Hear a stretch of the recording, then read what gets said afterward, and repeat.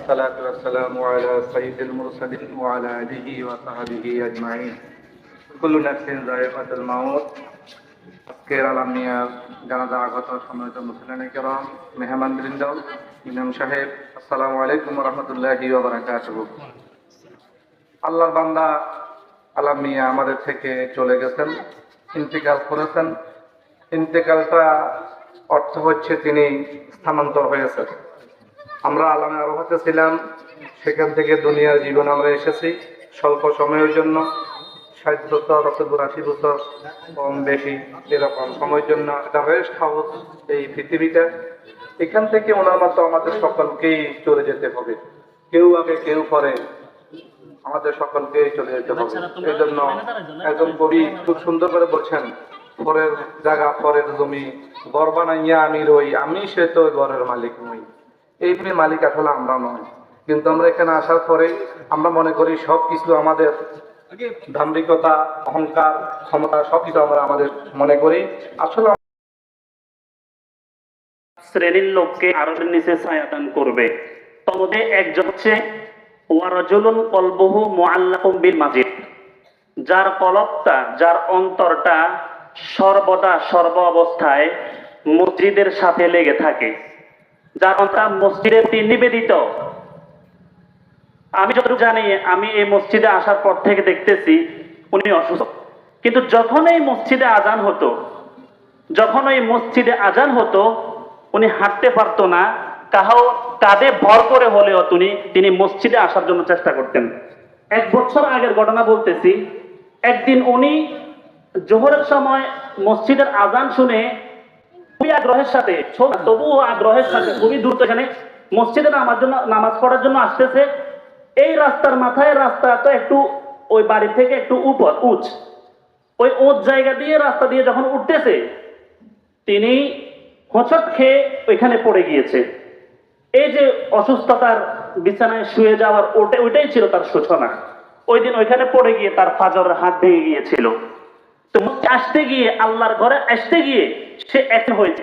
এরপরে যে বিছানায় শুয়েছে আর উঠতে পারে না, ওনার সন্তানেরা ওনার চিকিৎসার জন্য লক্ষ লক্ষ টাকা খরচ করেছে। আল্লাহ তাআলা ওনাকে আর দাঁড়ানোর সুযোগ দেন নাই। এইভাবেই আজকে তার ইতি হয়েছে। সম্মানিত মুসলিম সামনে সরাসরি প্রশংসা করা ঠিক না। আমরা একটা ধারণা আমাদের থাকে, অধিকাংশ শিক্ষিতরা নাকি মা বাবার খেদমত করে না, মা বাবাকে বৃদ্ধাশ্রমে দিয়ে আসে।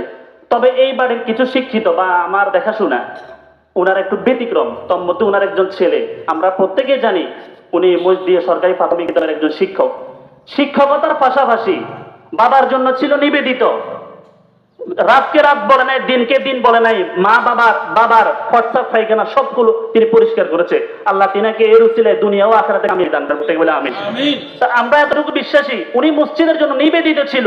বিছানা থেকে উঠতে পারতো না, বসতে পারতো না। আজান শোনার সাথে সাথে কি উজু করেছে, কি পাক না পাক, এগুলো আছে কেন পৌঁছায়। কিন্তু চট করে আজান শুনে উঠেই যেদিকে তার চেহারা ছিল ওইদিকে ফিরে এসে নামাজে নিয়ত করত। তো ওনার সন্তান আসে বলতো, বাবা আপনি তো পরিষ্কার নাই, বা আপনি কিবলার দিকে ফিরেন নাই। এমন নামাজের জন্য এমন আগ্রহী ছিল। আমরা আল্লাহর কাছে দরখাস্ত করি, জান্নাতে কিয়ামতের ময়দানে 7 শ্রেণীর লোক যাদেরকে আরশের নিচে ছায়া দান করবে। ওয়ারাজুলুন কলবুহু মুআল্লাকুম বিল মাসাজিদ, এই অংশের যাতে তিনাকে মেজদাক বানায়, এই অংশের ভিত্তি করে তিনি মসজিদের প্রতি নিবেদিত ছিল, নামাজের প্রতি আগ্রহী ছিল। এই উসিলা আল্লাহ তাআলা তাকে জান্নাতবাসী করেন প্রত্যেকে বলে আমিন। আরশের নিচে আল্লাহ তাআলা তিনাকে ছায়া প্রত্যেকে আমিন। আমাদের সময় বরাবর হয়ে গেছে, এখন আমরা জানাজার নামাজ পড়ব। জানাজার নামাজ ফরজে কিফায়া। আমি কিবলামুখী হয়ে এই মাইয়িতকে সামনে রেখে ইমামের পিছনে তাকবীরের সহিত জানাজার ফরজে কিফায়ার নাম আদায় করিতেছি। আল্লাহু আকবার বলে নিয়ত করবে। প্রথম তাকবীর হাত উঠাবেন, আর দ্বিতীয়, তৃতীয়, চতুর্থ তাকবীর হাত উঠাবেন না। প্রথম তাকবীর হাত উঠিয়ে নিয়ত বাঁধার পরে সানা পড়বো আমরা, সুবহানাকা আল্লাহুম্মা বিহামদিকা ওয়া তাবারাকা ইসমুকা ওয়া তাআলা জাদ্দুকা ওয়া জাল্লা সানাউকা ওয়া লা ইলাহা গায়রুক। দ্বিতীয় তাকবীরের পরে আমরা নামাজের মধ্যে যে দুরূদ শরীফটা পড়ি ওটা পড়বো। তৃতীয় তাকবীরের পরে আমরা মাইয়িতের জন্য দোয়া করব, আল্লাহুম্মা গফিরলি হাইয়িনা ওয়া মাইয়িতিনা ওয়া শাহিদিনা। বড় দোয়াটা আমরা পড়বো। যারা আমরা ওইটা পারবো না তারা ইস্তিগফার করব, অথবা মাইয়িতের জন্য পড়বো আল্লাহুম্মা গফির লাহু, অথবা আস্তাগফিরুল্লাহ এটা পড়তে থাকবো আমরা। চতুর্থ তাকবীরের পরে আমরা সালাম ফিরাবো। আমি অনুরোধ করব হযরতকে নামাজ পড়ানোর জন্য।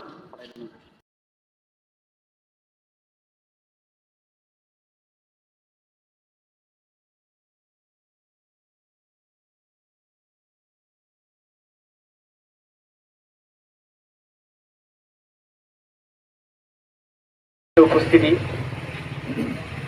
যা মরহুম আলাম হোসেন মিয়া চণ্ডীপুর সেই নুরুল হক মিয়া ওনার বড় ছেলে। নুরুল হক মিয়ার 3 ছেলে, জনাব আলাম হোসেন, তোফাজ্জল হোসেন এবং আবুল হোসেন।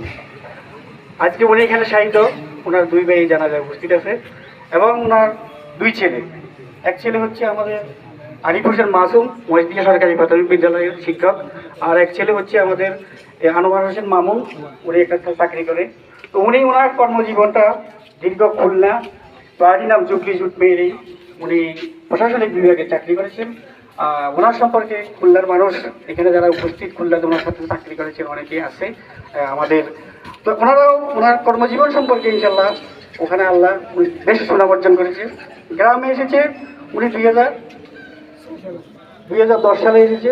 2010 সালে এসেছে উনি চেষ্টা করেছে মসজিদে গিয়ে নামাজ পড়ার জন্য। আমাদের এই মসজিদ নির্মাণের আগে উনি ইব্রাহিম পণ্ডিত বাড়ির মসজিদে নিয়মিত মুসল্লি ছিল। তো আসলে এই মানুষটা আমাদের মাঝে ছিল। আমরা যখন ছোটোকালে ছিলাম উনি খুলনা থেকে একটা বল নিয়ে আসতো, ওনার যেখানে ডিপার্টমেন্টে চাকরি করতো, তা আমাদেরকে নিয়ে পুরাতন বল হলেও আমাদেরকে নিয়ে অনেক সময় দুষ্টামি করতো, খেলাধুলা করতো। আসলে মানুষটা খুব মিল বিষয় ছিল। হয়তো আমাদের চাকরি জীবনের কারণে আপনাদের কাছ থেকে বলেছিল, আপনাদের সাথে যেমন সুপরিচিত ছিল না। তা আমরা আজকে এই মরহুম আলাম হোসেন নিয়ে মারা গেছে, আমরা আমাদের বাড়ির পক্ষ থেকে, আমি ওনার পরিবারের পক্ষ থেকে আমি ওনার জন্য আপনারা দোয়া করবেন আর আপনারা ওনাকে ক্ষমা করে দেবেন। আপনারা সবাই যদি ক্ষমা করে দেন, আল্লাহ ওনাকে ক্ষমা করে দেবেন। মনের অজান্তে হয়তো আপনাদের সাথে চলাফেরা করতে, আচার আচরণে, লেনদেনে উনি হয়তো আপনাদের সাথে আপনারা কোনো মনোকষ্ট থেকে থাকেন, আপনারা আল্লাহ ওনাকে ক্ষমা করে দিন।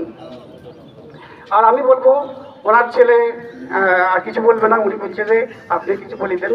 তো আপনারা আবার ওনাকে ক্ষমা করে দেন। আর কোনো লেনদেন থাকলে ওনার ছেলেরা আছে উপস্থিত।